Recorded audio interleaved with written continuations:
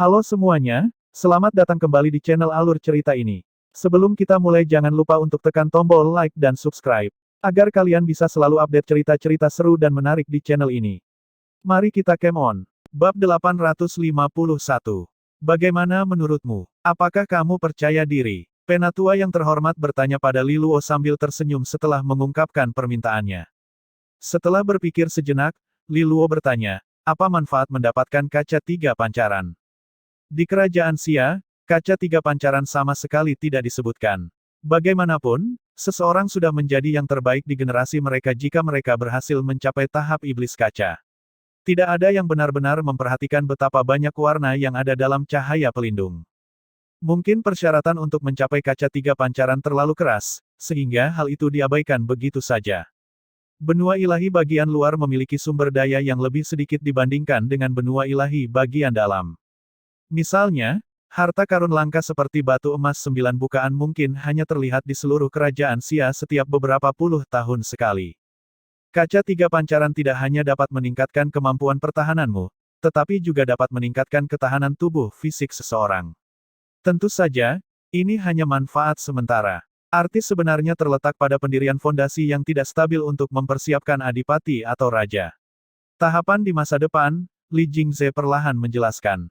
Pada titik ini, dia berhenti sejenak sebelum melanjutkan dengan tenang, ketika aku mengatakan tahap adipati atau raja.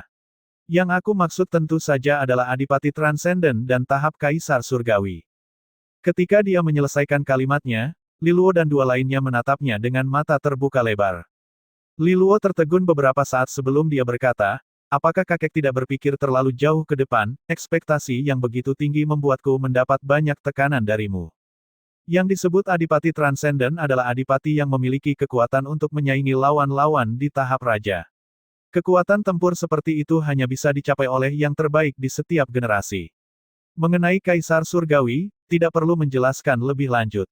Li Luo benar-benar tidak menyangka Li Jingze memiliki ekspektasi yang begitu tinggi padanya.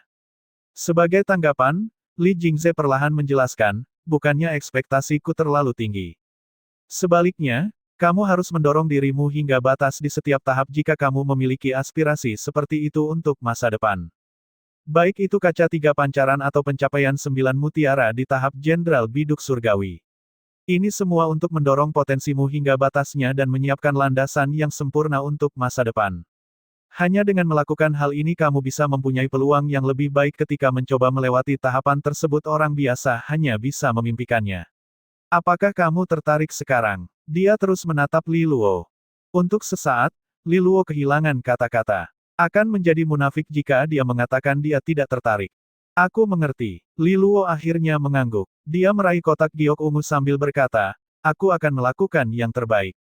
Li Jingze mengangguk dengan tegas dan menjawab, persyaratan dasar untuk kaca tiga pancaran sangatlah tinggi. Kamu tidak harus mencapainya dalam satu kesempatan. Sebaliknya, kamu dapat menggunakan batu emas 9 bukaan untuk maju selangkah demi selangkah. Li Luo menyetujui sarannya. Selanjutnya, nada bicara Li Jingze sedikit berubah saat dia melanjutkan, selain itu, metode distribusi teratai hati suci 9 tanda telah diputuskan. Mendengar ini, Li Luo menarik napas dalam-dalam dan menatap Li Jingze dengan penuh perhatian. Dia jelas lebih gugup sekarang dibandingkan saat dia mendapatkan batu emas 9 bukaan. Bagaimanapun, masalah ini ada hubungannya dengan cedera Jiang Qinghe. Aku telah mendiskusikannya dengan para pemimpin faksi lainnya selama 2 hari terakhir. Pertemuannya cukup intens. Seperti yang kubilang sebelumnya, teratai hati suci 9 tanda adalah barang yang sangat berharga bagi para adipati. Semua ketua aula mempunyai pandangan masing-masing, dalam hal ini, terutama yang berasal dari faksi darah naga. Li Luo menjadi semakin cemas ketika mendengar hal ini. Sepertinya mendapatkan teratai hati suci 9 tanda lebih sulit dari yang dia bayangkan. Aku menawarkan 300 juta Sky Gold untuk membawanya kembali ke faksi Taring Naga, Li Jingze melanjutkan dengan tenang. Saat ini, Li Luo menarik napas dalam-dalam. Teratai hati suci 9 tanda bernilai 300 juta. Jelas sekali, dia menyadari bahwa dia sama sekali tidak tahu banyak tentang teratai hati suci 9 tanda. Li Jingze memandangnya sambil berkata, teratai hati suci 9 tanda adalah harta karun tingkat atas. Teratai ini dianggap sebagai salah satu barang paling berharga di gudang harta karun 5 faksi naga surgawi. Jika seorang adipati menggunakannya untuk berkultivasi, ada kemungkinan mereka akan mengatasi penghalang kekuatan resonansi dan melakukan terobosan lagi. Oleh karena itu, ini adalah harta yang tak ternilai harganya di luar pemahaman. Tentu saja, harga yang aku tawarkan memerlukan harga premium. Mendengar ini, Li Luo berkeringat dingin. Dia merasa agak bersalah karena faksi Taring Naga harus membayar mahal atas permintaannya. Apakah mereka menyetujuinya? Li Luo bertanya dengan hati-hati. Li Jingze menggelengkan kepalanya. Ia melanjutkan, mereka tidak menyetujuinya. Tidak ada keberatan dari kepala faksi lain kecuali Li Tianji. Aku tahu apa yang ia rencanakan. Ia ingin menyimpan harta ini untuk Li Jiluo dari Aula Darah Emas faksi Darah Naga. Pria itu adalah ayah Li Qingfeng, seorang adipati kelas 8. Dia mungkin bisa menembus kelas 9 dengan bantuan teratai hati suci 9 tanda. Ketika mendengar penjelasannya, Li Luo tidak tahu apakah dia harus menghela nafas lega atau merasa kecewa. Pada akhirnya, diputuskan bahwa teratai hati suci 9 tanda akan diberikan kepada kepala naga generasimu. Dengan kata lain, harta ini akan diberikan kepada siapapun yang menjadi kepala naga di 20 panji. Hehehe, orang tua itu, Li Tianji pasti sudah memikirkannya dengan matang, kata Li Jingze. Mendengar ini, Li Luo tertegun selama beberapa detik sebelum dia menepukkan kedua tangannya dan berseru kaget, bukankah itu akan menyelamatkan kita 300 juta Sky Gold? Li Jingtao dan Li Fengyi memandangnya dalam diam. Jika dia bukan adik ketiga mereka, mereka pasti akan membalasnya. Bocah kecil ini terlalu gila, kenapa dia bertingkah seolah dia sudah menjadi kepala naga? Jelas sekali, kepala faksi dari faksi Darah Naga telah merencanakannya sedemikian rupa sehingga Li Qingfeng bisa mendapatkan teratai hati suci 9 tanda. Pada saat ini, senyuman muncul di wajah Li Jingze yang dingin dan serius. Dia berkata, jika mereka menyarankan metode distribusi seperti itu sebelum pertarungan kolam nafas naga kuning mistis, aku mungkin tidak akan menyetujuinya. Tidak diragukan lagi, dia merasa bahwa metode ini mungkin bisa menjadi sebuah peluang setelah menyaksikan pertarungan Li Luo beberapa hari sebelumnya. Li Fengyi mengingatkan mereka dari samping, kompetisi kepala naga bergantung pada kekuatan individu, kita tidak diperbolehkan menggunakan harmoni. Meskipun penampilan Li Luo sangat spektakuler dan dia bahkan lolos dari genggaman Qin Yi, itu semua berkat keadaan harmoni yang menutup kesenjangan antara kekuatannya dan kekuatan pemimpin panji lainnya. Jika mereka hanya mengandalkan kekuatan masing-masing, Li Luo bahkan tidak akan menjadi salah satu dari 5 pemimpin panji teratas, apalagi bertahan melawan Qin Yi atau Li Qingfeng. Li Luo tersenyum dan mengangguk. Aku mungkin tidak bisa melakukannya sekarang, tapi masih ada waktu kan. Begitu dia berhasil menembus tahap iblis kaca, dia memperkirakan bahwa dia akan mampu masuk ke peringkat teratas di antara 20 pemimpin panji. Berdiri di sampingnya, Li Jingtao juga tersenyum dan berkata, dengan bakat adik ketiga, dia mungkin benar-benar berhasil. Jika kamu menjadi kepala naga, keributannya pasti akan jauh lebih besar daripada yang baru-baru ini terjadi. Li Fengyi setuju dengan pendapatnya dan berkata, lagi pula, semua orang tahu tentang tahun-tahun yang telah dihabiskan oleh adik ketiga di benua ilahi luar. Namun dia mampu mengejar ketinggalan dalam waktu sesingkat itu. Bakatnya jelas luar biasa. Kompetisi kepala naga yang akan datang pasti akan menjadi yang terberat sepanjang sejarah garis keturunan kita. Semoga harapan baikmu terkabul, kakak tertua dan kakak kedua, kata Li Luo bercanda. Dia sebenarnya tidak terlalu tertarik dengan posisi kepala naga. Bagaimanapun, dia adalah orang yang fokus pada keuntungan yang lebih praktis. Namun, jika dia bisa mendapatkan teratai hati suci 9 tanda hanya dengan menjadi kepala naga, dia pasti akan melakukannya. Awalnya, dia hanya ingin memagarinya dengan tenang. Kenapa dia dipaksa menjadi kepala naga sekarang? Li Jingze sangat mengagumi keberanian Li Luo untuk bertarung. Tidak gentar dengan lawan yang kuat dan semangat untuk tidak pernah menyerah, inilah tipe kepribadian yang dibutuhkan oleh faksi Taring Naga, yang terkenal karena serangannya. Orang-orang aneh seperti Li Jingtao sangat sedikit dan jarang. Li Jingze merenung sejenak dan berkata, karena kamu merasa sangat percaya diri tentang hal itu, mari kita coba dan lihat apakah kamu bisa mendapatkan posisi kepala naga. Jika kamu gagal, aku akan mencoba cara lain untuk mendapatkan teratai hati suci 9 tanda untukmu. Paling-paling, aku hanya perlu membayar lebih untuk itu. Dia tahu pentingnya teratai hati suci 9 tanda bagi Li Luo. Oleh karena itu, dia tidak berencana menyerahkannya kepada faksi Darah Naga bahkan jika Li Luo gagal menjadi kepala naga. Bagaimanapun, Cucunya telah menghabiskan tahun-tahun yang sulit di benua ilahi luar. Dia merasa sedikit menyesal di lubuk hatinya dan akan berusaha memenuhi permintaan Li Luo sebaik yang dia bisa. Persaingan untuk posisi kepala naga hanyalah sarana untuk melatih Li Luo agar dia memiliki ambisi lebih. Li Luo sedikit tersentuh setelah mendengarnya, jadi dia menjawab, "Terima kasih, kakek." Dengan itu, Li Jingze menerimanya dan mengubah topik pembicaraan. Ada hal lain yang perlu didiskusikan, aku sudah mendapatkan beberapa petunjuk yang memungkinkan Ox Biao Biao pulih. Li Luo sangat gembira mendengarnya. Cedera Ox Biao Biao selalu menjadi duri di hatinya karena dia melindungi Li Taixuan dan Tan Tailan ketika mereka meninggalkan benua ilahi asal surgawi. Selain itu, dia telah tinggal di keluarga Luolan dan melindungi Jiang Qinghe dan dia selama bertahun-tahun. Oleh karena itu, Li Luo berhutang banyak padanya. Jika bukan karena adipati seperti Ox Biao Biao yang berjaga di keluarga Lulan, pasukan lain pasti akan menaklukkan mereka sementara Li Taixuan dan Tan Tailan pergi. Tidak akan ada waktu bagi Li Luo dan Jiang Qinghe untuk tumbuh dan berkembang sama sekali. Di masa lalu, dia tidak bisa berbuat apa-apa. Namun, sejak dia kembali ke faksi Taring Naga, Li Luo berharap dia bisa menyembuhkan luka Ox Biao Biao secepat mungkin. Setelah Ox Biao Biao pulih dan menjadi Aula Master di Aula Nether Hijau, dia akan membantu Li Luo mendapatkan kendali atas Aula di masa depan. Ketika dia melihat ekspresi gembira di wajah Li Luo, Li Jingze berkata, "Jangan terlalu berharap." Cedera Ox Biao Biao sangat serius. Menghancurkan benteng adipati seseorang dianggap sebagai cedera serius bagi seorang adipati. Untungnya, faksi Taring Naga memiliki fondasi yang kuat. Kita tidak kekurangan cara misterius untuk memulihkannya. Ada metode kuno yang ditinggalkan oleh leluhur, tetapi memerlukan banyak persiapan, aku sedang mempersiapkannya. Namun, ada salah satu item krusial yang akan kita perlukan, itu dikenal dengan nama buah bayi suci, dan memiliki kemampuan magis untuk memperbaiki fondasi seseorang, menjadikannya item yang paling sesuai dengan kebutuhan kita. Sayangnya, item ini adalah item yang saat ini tidak kita miliki. Petik 2. Li Luo tertegun sejenak sebelum dia balas tersenyum kecut. Buah bayi suci pasti merupakan harta yang sangat langka. Dia bahkan belum pernah mendengarnya sebelumnya. Bagaimana kita bisa mendapatkan buah bayi suci?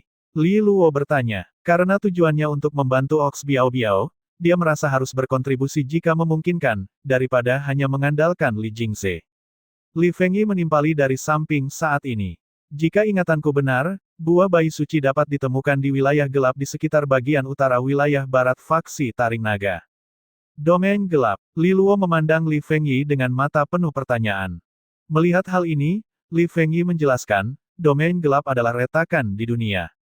Retakan ini terhubung dengan dunia bayangan, sehingga monster terus-menerus merangkak keluar darinya. Domain gelap terkadang meledak, menyebabkan sejumlah besar monster muncul dan mengakibatkan sebuah bencana. Akibatnya, domain gelap umumnya dipantau setiap saat. Domain gelap yang aku sebutkan adalah salah satu yang diawasi oleh faksi Taring Naga.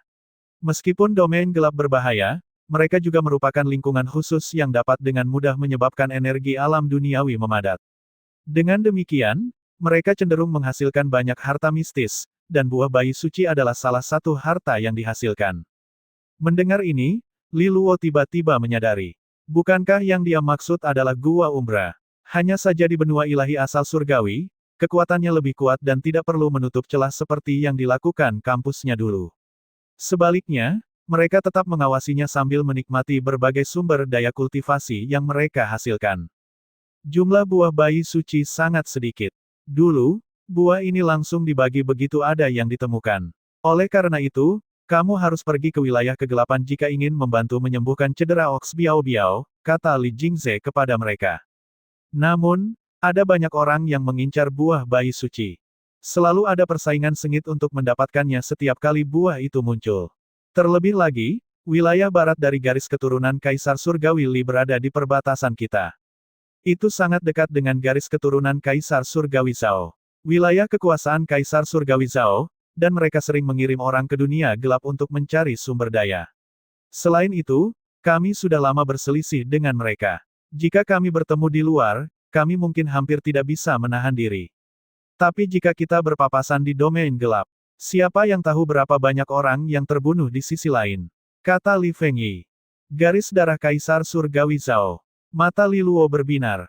Ada 4 garis keturunan di benua ilahi asal surgawi. Selain garis darah Kaisar Surgawi Li dan garis darah Kaisar Surgawi Qing, terdapat garis darah Kaisar Surgawi Zhao dan garis darah Kaisar Surgawi Su.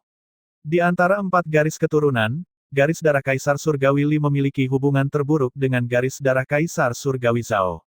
Tidak berlebihan jika dikatakan keduanya adalah musuh. Karena kesamaan perbatasan, sering terjadi konflik di antara mereka. Mungkin itulah salah satu alasan mengapa garis darah Kaisar Surgawi Li ingin lebih dekat dengan garis darah Kaisar Surgawi Qing melalui pernikahan pada masa itu. Li Luo merenung sejenak. Meskipun dia ingin mengunjungi wilayah gelap dan mendapatkan buah bayi suci untuk Ox Biao Biao, kekuatannya benar-benar kurang saat ini. Bahkan jika dia berhasil menembus tahap tubuh iblis, kemungkinan besar dia tidak akan berguna di tempat seperti itu. Harus berurusan dengan monster sendirian akan membuatnya pusing, dan dia juga harus mengkhawatirkan garis darah Kaisar Surgawi Zhao setiap saat. Lagi pula, dia pernah mengalami monster di Gua Umbra di bawah perguruan tinggi Astral Sage. Monster di benua ilahi bagian dalam pasti akan lebih kuat. Kecuali, dia mampu memobilisasi Panji Nether Hijau. Namun, Panji Nether Hijau bukanlah pasukan pribadinya. Meskipun dia adalah pemimpin Panji, dia tidak bisa memobilisasinya hanya dengan kemauannya sendiri.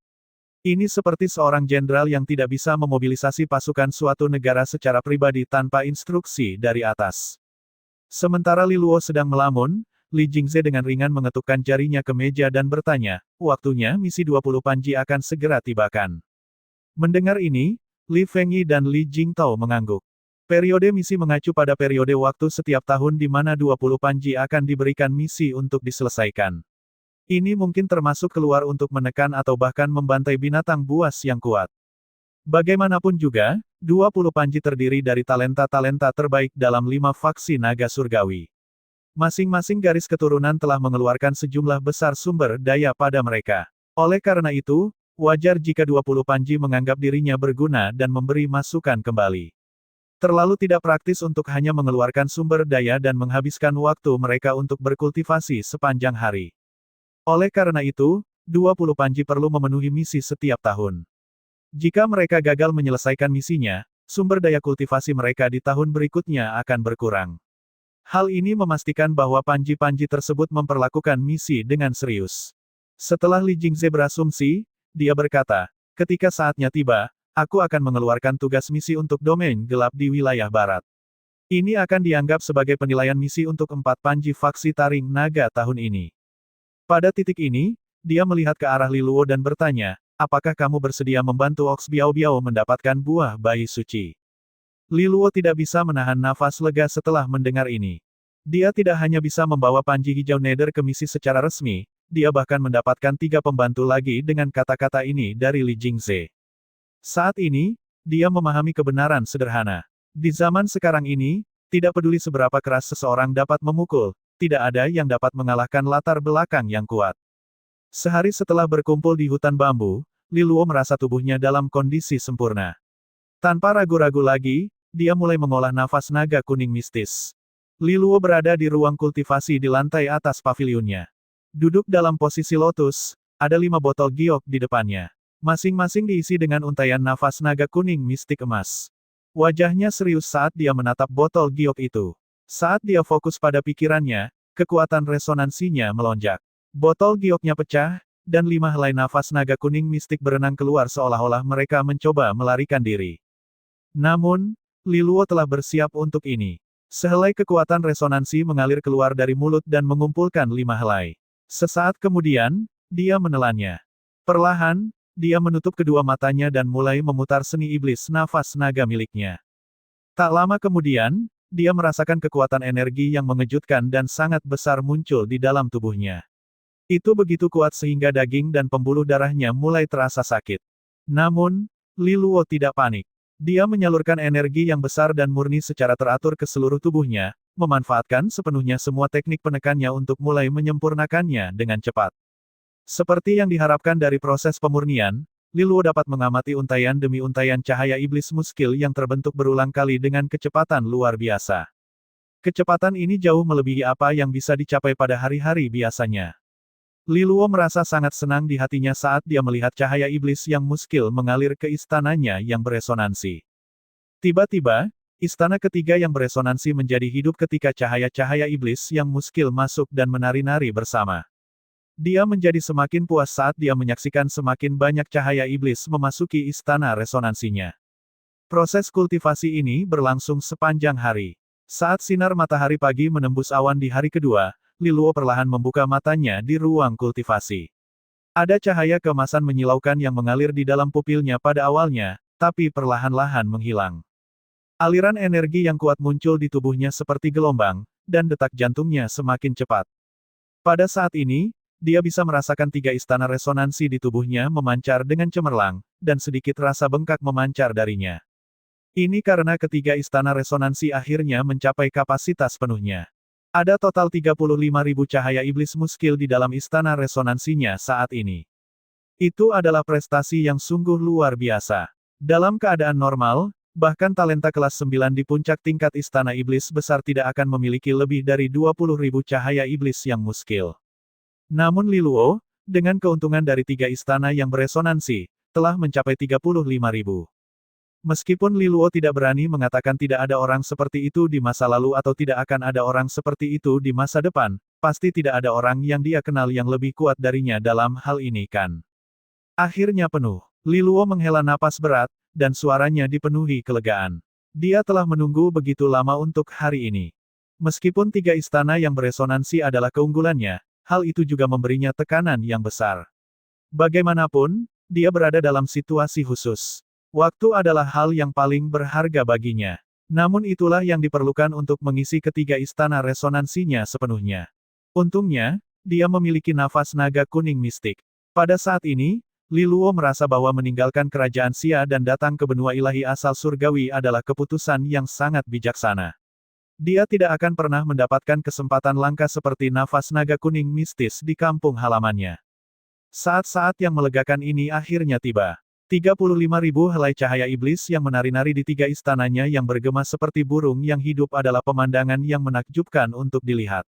Selanjutnya, Liluo akan menggunakannya untuk mencapai terobosan yang melewati tahapan.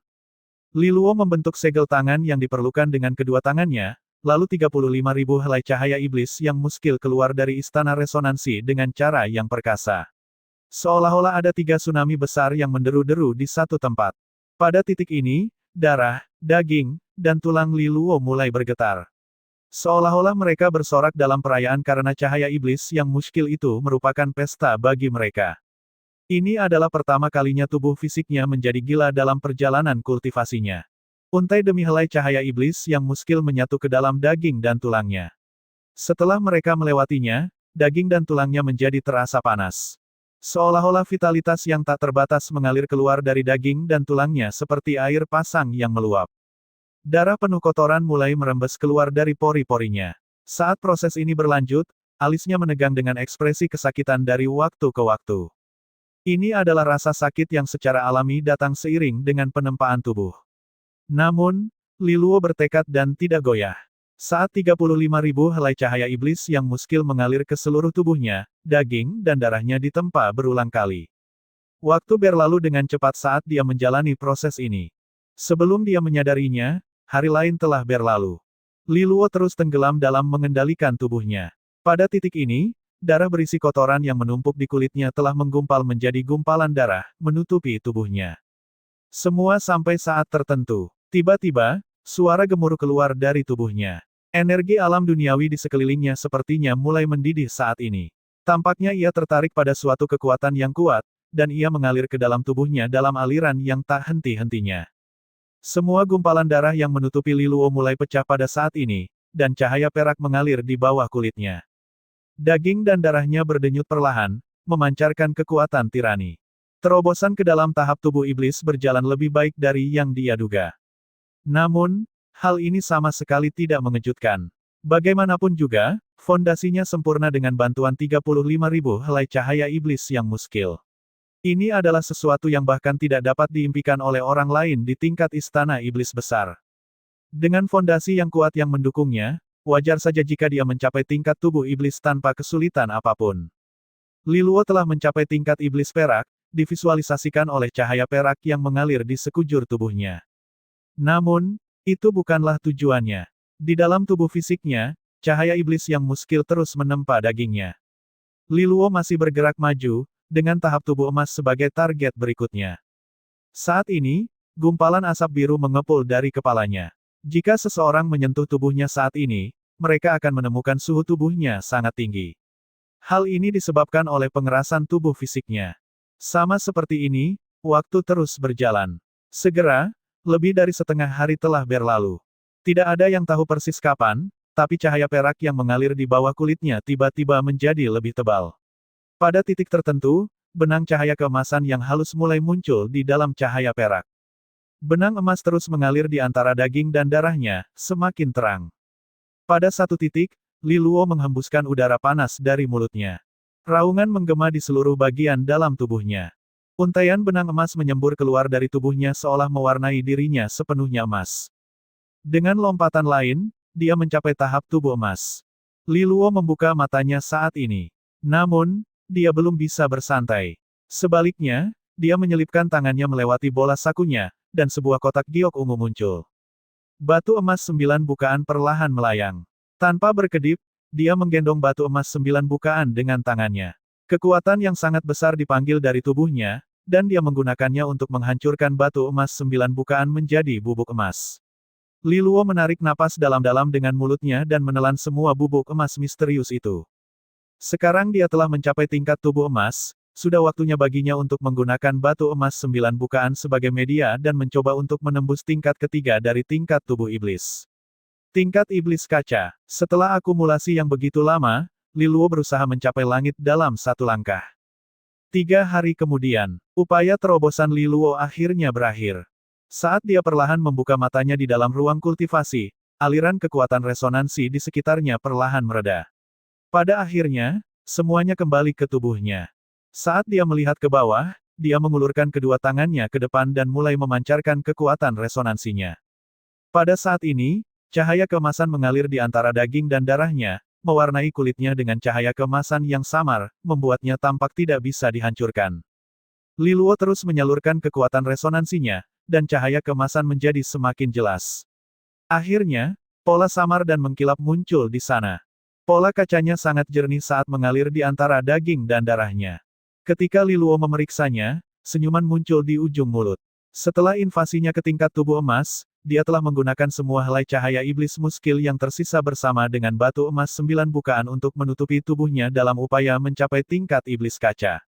Sayangnya, dia tidak berhasil menembus tahap iblis kaca sepenuhnya pada akhirnya. Meski begitu, dia bisa dianggap telah menyentuh dunia itu. Sebenarnya, munculnya pola kaca berarti dia sudah setengah jalan menuju tahap iblis kaca. Anehnya, ini justru berhasil karena dia sebelumnya telah berjanji pada Li Jingze untuk mendapatkan kaca 3 pancaran. Itu adalah puncak tertinggi di tahap iblis kaca. Namun, ia tidak dapat mencapainya dengan fondasinya saat ini. Melihat kondisinya saat ini, dia dapat terus menahan dengan hati-hati dan bertujuan untuk sepenuhnya mencapai titik tertinggi dari tahap iblis kaca begitu peluang lain muncul. Ini benar-benar terobosan yang belum pernah terjadi sebelumnya, kata Li Luo dengan wajah penuh kegembiraan karena terobosan ini adalah yang tercepat sejak dia memulai perjalanan menembusnya. Titik awalnya adalah tingkat istana iblis besar, dan dia telah melewati tingkat iblis perak dan tingkat iblis emas. Pada akhirnya, dia langsung mendarat di tengah-tengah tahap iblis kaca. Siapapun akan terkejut mendengar betapa banyak level yang telah dia lewati. Dia telah menghabiskan banyak waktu dan upaya dalam pencegahan inovatif ini, dan dia berhasil memaksimalkan manfaat dari resonansi rangkap tiganya. Beruntung semua kerja kerasnya pada akhirnya menghasilkan panen besar. Berdasarkan perkiraannya sendiri, Li Luo merasa bahwa dia seharusnya berada di level senior Aula Bintang 2 di perguruan tinggi Astral Sage dengan kekuatan saat ini. Siswa Aula Bintang 3 sebagian besar sebanding dengan orang-orang di tahap iblis kaca. Jika dia menunjukkan kemajuan seperti itu di perguruan tinggi Astral Sage, itu pasti akan menyebabkan keributan besar. Dia berani mengatakan bahwa dia akan menjadi orang pertama yang mengalami kemajuan begitu cepat sejak perguruan tinggi Astral Sage dibentuk. Biasanya, tingkat kultivasi seperti itu adalah sesuatu yang hanya bisa dicapai oleh siswa elit di Aula Bintang 3. Namun, itu hanyalah perbandingan hipotetis.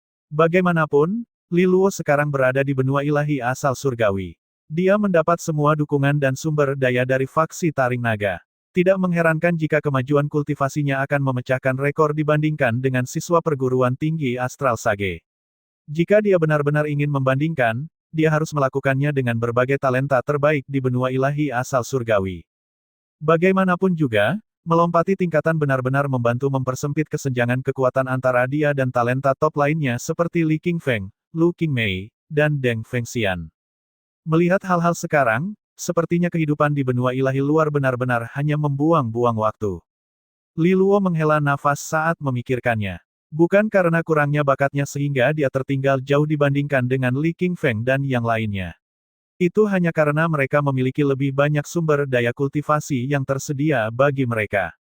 Contohnya, kesempatan langka seperti kolam nafas naga kuning mistik, tidak ada yang serupa di kerajaan Xia. Pada saat ini, Li Luo berdiri dengan tangan terkepal erat. Dia dapat dengan jelas merasakan bahwa tubuhnya dipenuhi dengan kekuatan yang sangat besar sekarang. Berdasarkan perkiraannya sendiri, dia tidak kalah kuatnya dengan level 2 denyut sonic yang dicapai dengan avatar Thunderpil miliknya.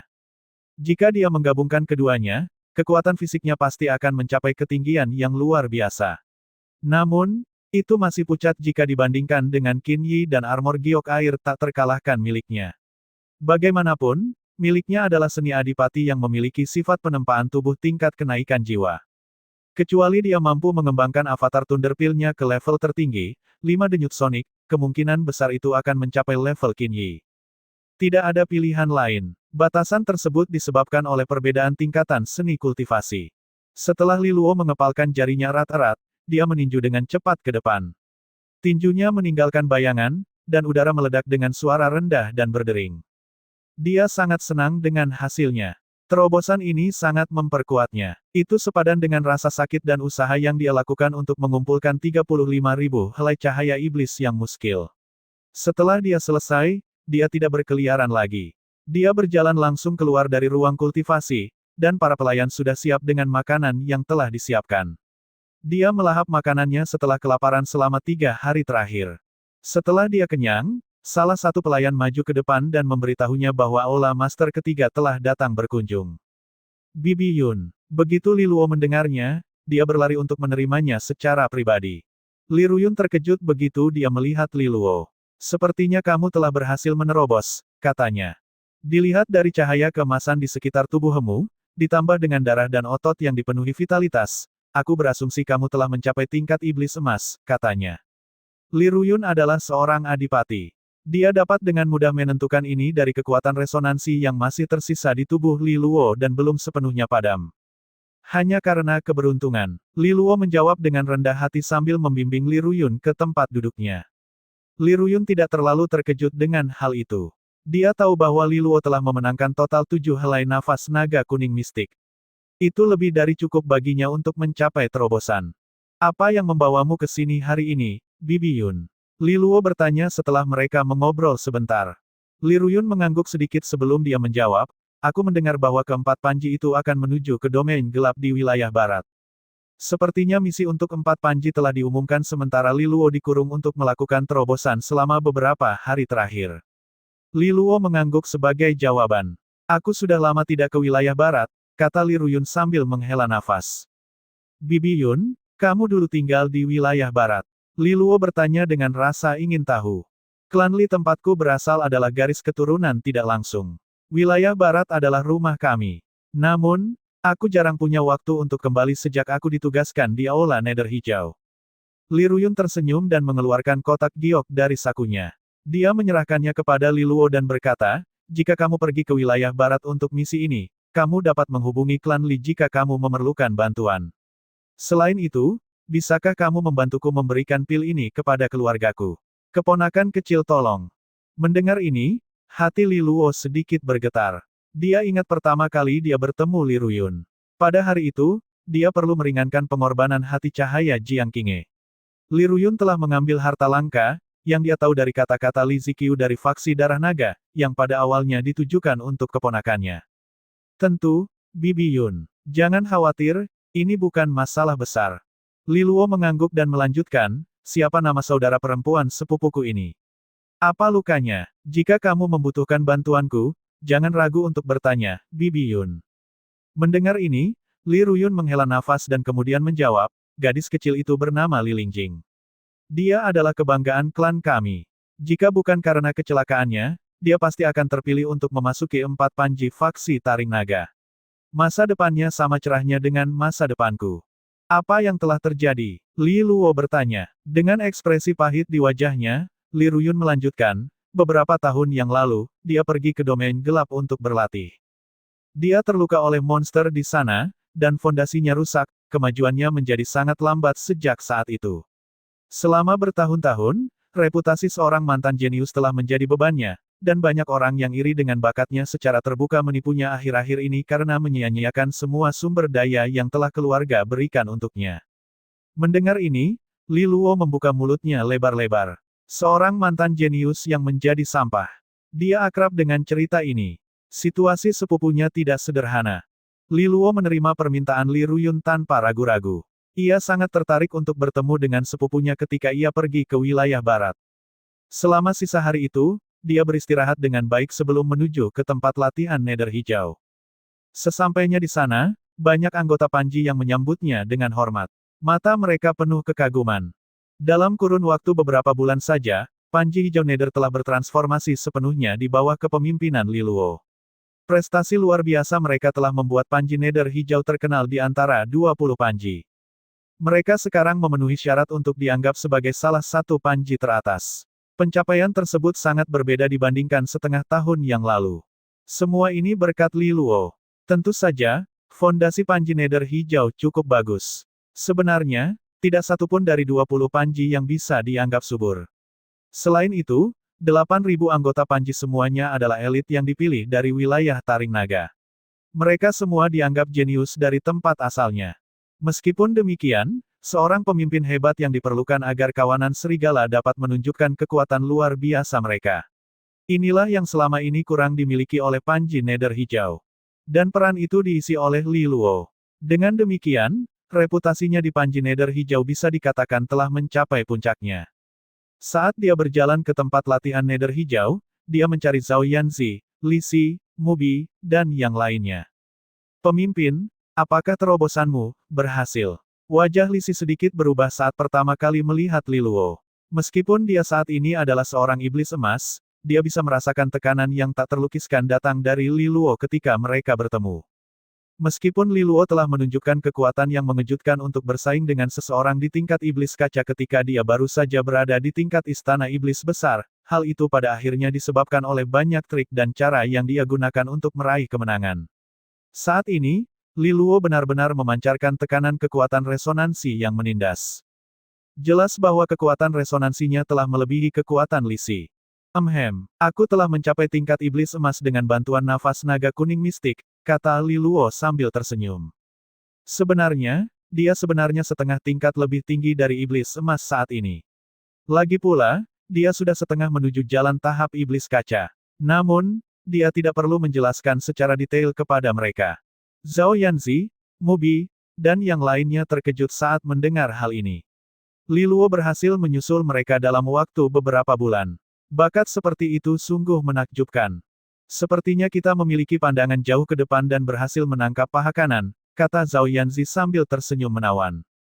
Zhou Sanhe dari divisi pertama tersenyum dan menjawab Zhao Yanzi dengan suara penuh rasa iri. Tidak ada keraguan tentang pandangan masa depan saudari Zhao. Jujur saja, tidak ada yang mengira Panji Nether Hijau akan meningkat pesat ketika pemimpin Panji pertama kali tiba. Kecemburuannya sama sekali tidak palsu.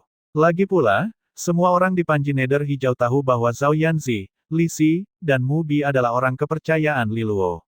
Merekalah yang mengikuti Li Luo sejak dia berada di divisi 5.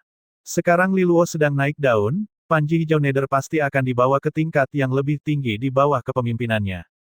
Faktanya, reputasi dan kedudukannya dalam faksi Taring Naga pasti akan menjadi luar biasa di masa depan. Dengan dukungan yang begitu kuat, Zhao Yanzi dan yang lainnya secara alami juga memiliki masa depan cerah di wilayah Taring Naga. Adapun Zhou Sanhe, dia tahu bahwa dia tidak sebanding dengan Zhao Yanzi dan teman-temannya meskipun dia juga telah berjanji setia kepada Li Luo. Li Luo hanya tersenyum. Dengan lambaian tangannya, dia memberitahu mereka, aku telah memanggil kalian hari ini untuk mendiskusikan misi selanjutnya. Yang berhubungan dengan domain gelap di wilayah barat. Mubi bertanya dengan suara keras. Berita tentang misi tersebut telah menyebar ke 4 panji selama beberapa hari terakhir. Mereka semua sudah menyadarinya. Setelah berpikir sejenak, Zhao Yanzi menjawab, domain gelap di wilayah barat cukup unik. Letaknya di luar wilayah barat, jadi sebenarnya, wilayah ini tidak sepenuhnya berada di bawah yurisdiksi faksi Taring Naga. Selain itu, lokasinya berada di perbatasan antara wilayah Taring Naga dan garis keturunan Kaisar Surgawi Zhao. Kita telah berselisih satu sama lain selama ini, jadi tidak ada pengawas yang sebenarnya. Akibatnya, banyak karakter jahat berkumpul di sekitar area tersebut, dan kedalamannya keruh. Mendengar ini, Li Luo mengangguk dan menjawab, itulah sebabnya aku berharap kalian semua dapat menyelidiki situasi di sana sesegera mungkin, termasuk monster di domain gelap. Selain itu, wilayah gelap itu sendiri sangat berbahaya. Selain wilayah lain, ada juga ancaman dari garis darah Kaisar Surgawi Zhao. Jika kita tidak waspada, kita pasti akan membayar mahal untuk itu. Mohon ingatkan anggota Panji lainnya agar menangani hal ini dengan serius dan waspada setiap saat. Aku tidak ingin melihat lebih dari separuh anggota Panji kita terluka setelah ekspedisi ini. Li Luo menyelesaikannya dengan ekspresi serius di wajahnya. Meskipun dia belum pernah mengunjungi domain gelap manapun di benua ilahi asal surgawi, dia tahu bahwa domain lain yang akan segera dia temui tidak akan lebih lemah daripada domain gelap yang pernah dia lihat di Gua Umbra. Terlebih lagi, monster sungguh aneh. Jika mereka ceroboh sekali saja, tidak akan ada obat untuk penyesalan mereka. Panji Nether Hijau adalah kekuatan besar yang menjadi tanggung jawabnya saat ini, dan dia tidak ingin pasukannya melemah. Selain itu, hal itu juga akan berdampak buruk pada reputasinya. Ketika Li Si dan Zhou Sanhe mendengar instruksinya, mereka setuju dengan hormat. Setelah memberikan beberapa instruksi lagi, Li Luo berangkat ke paviliun tepi danau di sisi barat tempat latihan. Dia mengharapkan beberapa tamu lagi hari ini. Sekitar 2 jam kemudian, 3 sosok muncul. Adik, apakah kamu sudah selesai dengan terobosanmu? Suara yang agak terkejut namun familiar terdengar dari belakang. Itu tidak lain adalah Li Fengyi. Di sisinya ada Li Jingtao dan Deng Fengxian, pemimpin Panji dari Panji Cahaya Emas. 4 pemimpin Panji faksi Taring Naga telah berkumpul di sini hari ini atas undangan dari Li Luo. Pertama, Li Luo tersenyum kecil pada Li Fengyi. Mengangguk, dia menjawab, aku berhasil mencapai tingkat iblis emas berkat bantuan nafas naga kuning mistik. Li Fengyi terbatuk sedikit ketika dia berkata, sebuah terobosan yang melampaui tingkatan. Kamu telah membangun fondasi yang kuat dan kokoh. Pada saat yang sama, Li Jingtao mengangguk dan memuji, adik ketiga, kamu sangat berbakat. Jika kamu tumbuh di faksi Taring Naga, pasti tidak akan ada orang yang setara denganmu di generasi kita. Deng Fengxian, yang biasanya sangat karismatik, juga memandang Li Luo lagi. Namun, dia tidak terlalu terkejut dengan terobosannya. Lagi pula, dia sudah tahu bahwa hasilnya akan luar biasa sejak Li Luo mendapatkan 7 helai nafas naga kuning mistik. Saat ini, Li Luo melihat ke arah Deng Fengxian dan berkata sambil tersenyum, aku sangka kamu tidak akan datang, pemimpin Panji Deng. Deng Fengxian menjawab dengan tenang, ekspedisi ke dunia kegelapan di wilayah barat adalah misi dari keempat Panji. Karena itulah topik pertemuan ini, tidak ada alasan bagiku untuk tidak hadir, pemimpin Panji Li Luo. Sebagai tanggapan, Li Luo mengangguk dan berkata, ngomong-ngomong, aku belum berterima kasih atas bantuanmu di kolam nafas naga kuning mistik beberapa hari yang lalu. Saat itu, Deng Fengxian telah mengulurkan tangan membantu. Meskipun dia disela pada akhirnya, tindakannya membuat Li Luo memandangnya secara berbeda. Bagaimanapun, reputasi Panji Hijau Nether akan melambung begitu Li Luo memperoleh pilar naga emas. Hal itu akan merugikan posisi Panji Cahaya Emas di faksi Taring Naga. Namun, Deng Fengxian tidak tinggal diam dan mengabaikan perjuangan Li Luo hanya karena ini. Sebaliknya, dia telah mempertimbangkan reputasi faksi Taring Naga. Hal ini sangat menonjolkan karisma dan keterbukaan pikirannya yang luar biasa. Tentu saja, tindakan ini membuat Li Luo juga memandangnya dengan lebih baik. Deng Fengxian menjawab dengan tenang, tidak perlu berterima kasih padaku.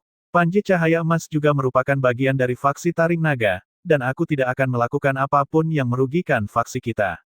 Siapa yang menyangka orang sepertimu, Deng Fengxian, bisa mengatakan sesuatu yang begitu manusiawi?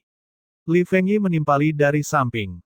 Deng Fengxian menatap Li Fengyi sejenak sebelum dia menjawab, bukannya aku tidak berperi kemanusiaan. Kamu hanya punya terlalu banyak keraguan terhadapku, jadi kamu tidak pernah mendengarkan. Mengapa aku harus mendengarkanmu? Li Fengyi menanggapi dengan arogan sambil mendengus dingin. Sudut mata Deng Fengxian sedikit bergerak. Pada akhirnya, dia kehilangan kata-kata dan hanya duduk di meja batu. Dia telah mengenal Li Fengyi selama beberapa tahun, dan dia tahu betapa ganasnya watak wanita muda ini. Deng Fengxian, izinkan aku memberitahumu ini. Li Luo akan menjadi pemimpin kita ketika 4 Panji berangkat untuk misi. Panji cahaya emas bukan lagi satu-satunya di antara 4 Panji sekarang. Li Fengyi terus mengejeknya tanpa niat melepaskannya. Sebagai tanggapan, Deng Fengxian menunduk sedikit dan berkata, 4 Panji kita akan tetap independen, kita dapat bekerja sama satu sama lain untuk menyelesaikan misi. Mendengar ini, Li Fengyi memelototinya dengan tajam dan berkata, apakah menurutmu Panji cahaya emas bisa menang melawan ketiga Panji kita? Apakah menurutmu kita bertiga tidak bersedia menghajarmu saat ini? Sebelum Li Luo kembali, Panji cahaya emas selalu menjadi pemimpin di antara 4 Panji.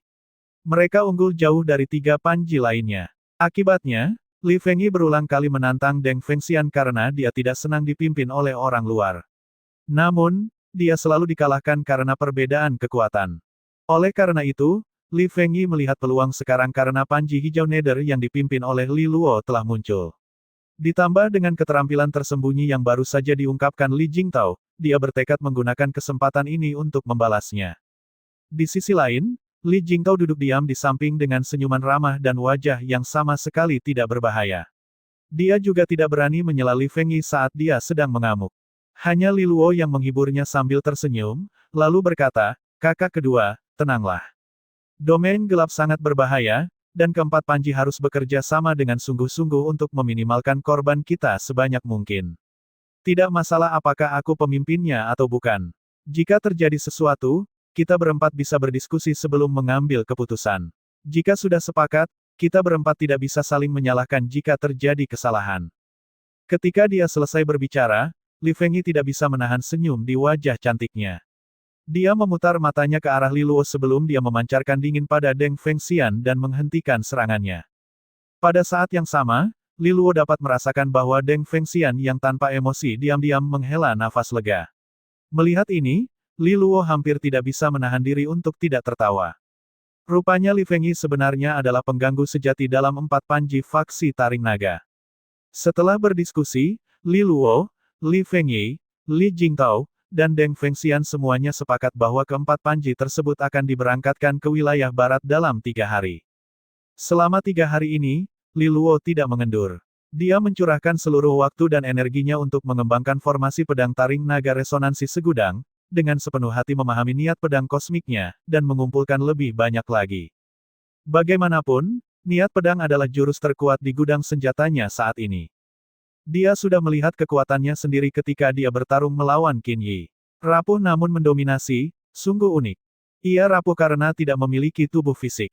Tidak ada banyak kekuatan atau efek destruktif jika ia menggunakannya sendiri. Namun, jika dia menggabungkan niat pedang dengan seni adipati miliknya yang lain, kekuatan serangan seni adipati miliknya akan ditingkatkan ke level berikutnya. Sebelumnya, dia telah menggabungkannya menjadi bola petir dari kipas pisang petir berputar miliknya. Itu tumbuh cukup kuat untuk mengalahkan armor giok air tak terkalahkan milik Qin Yi dan melukainya. Meskipun ada beberapa batasan pada niat pedang, Li Luo sangat puas dengannya. Bagaimanapun, itu hanyalah produk sampingan dari kultivasi formasi pedang taring naga resonansi segudang. Apa yang sebenarnya dia incar adalah pedang taring naga yang ditempa dari seni adipati ini. Sayangnya, membuat pedang taring naga dengan formasi pedang taring naga resonansi segudang adalah tugas yang sulit. Dia baru saja memulai. Pertama, dia masih perlu mengumpulkan lebih banyak kekuatan niat pedang kosmik bersama dengan esensi taring naga untuk menempa pedang taring naga. Sedangkan esensi taring naga sendiri, masing-masing berharga 30 juta Sky Gold. Tidak ada yang bisa dilakukan Li Luo sekarang kecuali bertahan dan bersabar. 3 hari berlalu saat Li Luo tenggelam dalam mengumpulkan niat pedang. Sayangnya, dia tidak berhasil mencapai sesuatu yang penting. Tampaknya pengumpulan niat pedang benar-benar merupakan ujian keberuntungan seseorang. Dia hanya bisa menghibur dirinya sendiri dengan mengingatkan dirinya sendiri bahwa itu adalah seni adipati transenden.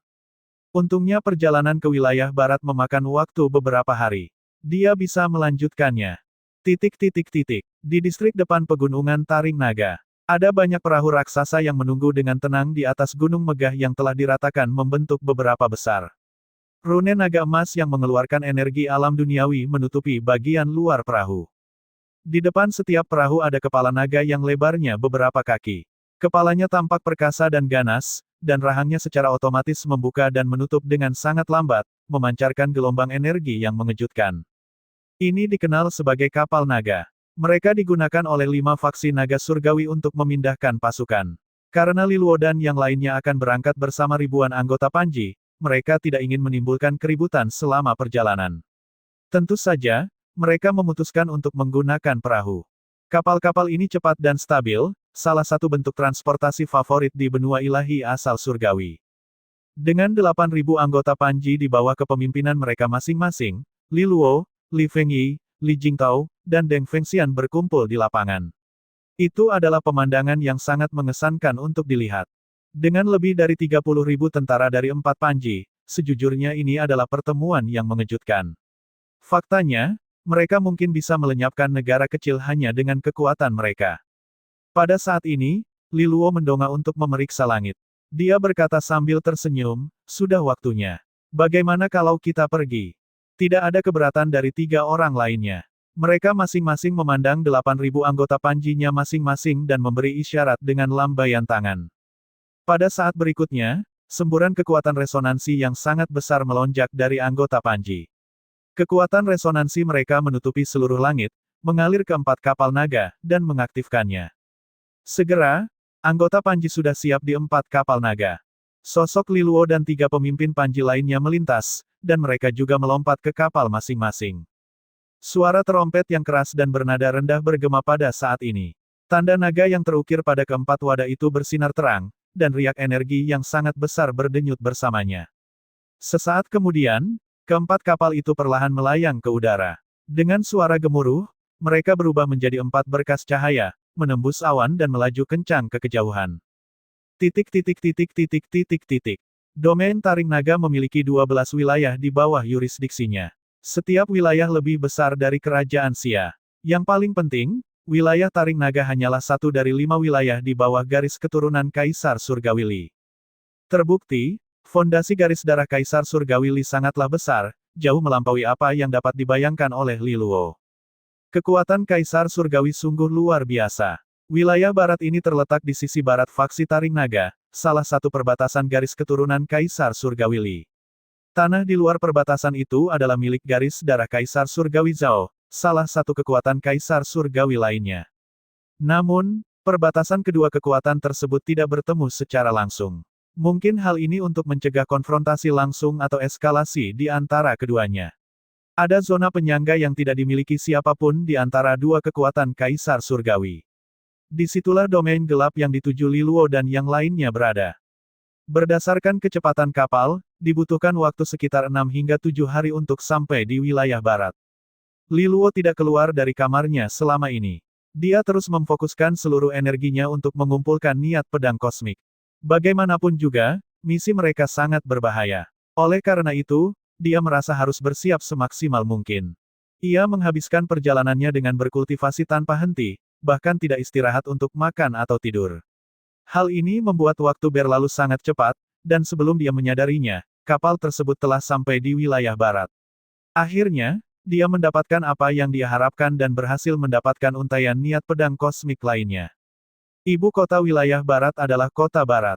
Letaknya bukan di pedalaman, melainkan di pinggir perbatasan. Ini adalah tempat strategis yang bertindak sebagai lapisan perlindungan pertama jika ada pergerakan tidak biasa dari garis darah Kaisar Surgawi Zhao.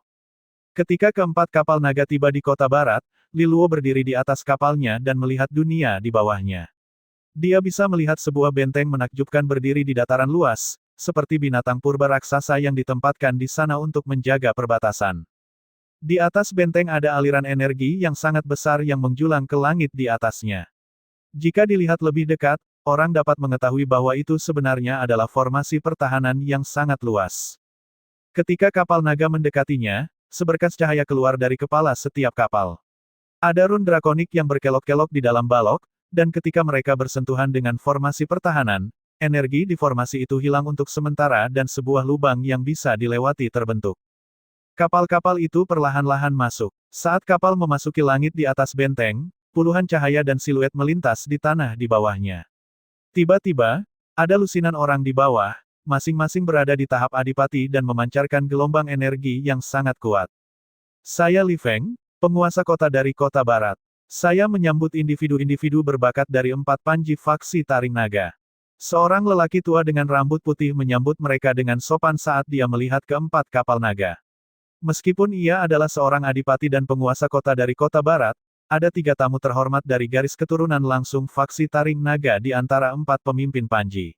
Dengan status mulia seperti itu, dia tidak berani memperlakukan mereka dengan sembarangan. Pada saat yang sama, Li Luo dan 3 lainnya turun dari kapal mereka dan menyapa lelaki tua itu. Senang bertemu denganmu, Tuan Kota Li Feng.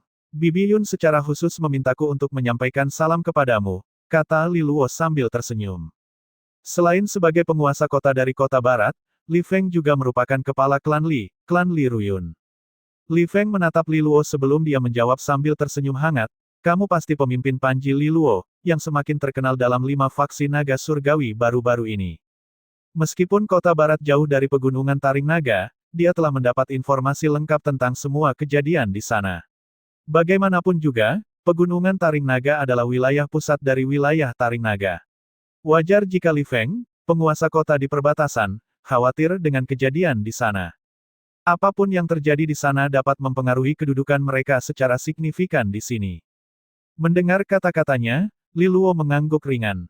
Sebagai tanggapan, ekspresi Li Feng segera menjadi lebih serius. Meskipun Li Luo baru saja kembali belum lama ini, berita tentang dia telah menyebar ke seluruh wilayah Taring Naga hingga ke berbagai penguasa kota. Ayahnya, Li Taixuan, adalah seorang legenda dalam faksi Taring Naga. Li Luo adalah putra satu-satunya dan sangat disukai oleh kepala faksi. Di masa depan, kedudukannya dalam faksi Taring Naga pasti akan sangat luar biasa. Mungkin dia bahkan bisa menjadi kepala aula utama di Aula Nether Hijau. Oleh karena itu, statusnya sangat luar biasa. Li Feng tersenyum ramah sambil berkata, ini merupakan perjalanan yang panjang bagi kalian berempat. Bagaimana kalau kita memasuki kota dan beristirahat? Saat ini, Li Luo mengingat dominasi Li Ruyun sebelumnya. Dia melihat ke arah 3 orang lainnya dan meminta pendapat mereka. Karena tidak ada penolakan dari mereka, dia tersenyum dan mengangguk sebagai jawaban. Kami akan berada dalam perawatanmu, Tuan Kota. Kota Barat, rumah leluhur klan Li. Li Luo dan 3 lainnya saat ini sedang duduk di aula sebagai tamu. Li Feng adalah tuan rumahnya, dan selain menjadi kepala cabang sampingan dari garis darah Kaisar Surgawi Li, dia telah memerintah kota barat selama bertahun-tahun.